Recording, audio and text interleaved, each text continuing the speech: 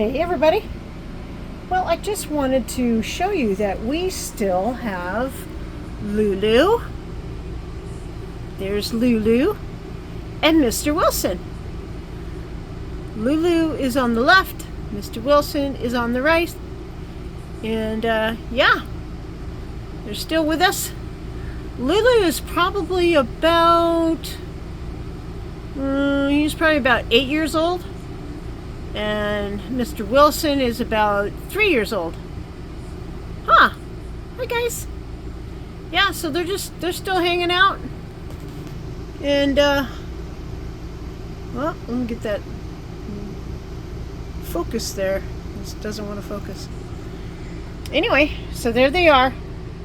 And yep, still in their same cage and they love it. Got lots of toys. Lots of things.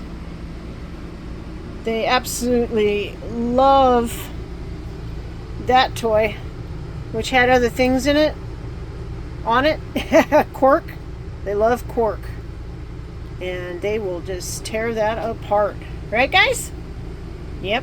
They're being kind of quiet right now, which I'm surprised. Because they're always squawking. There you go. Thanks, Lulu. Anyway, so we still got them.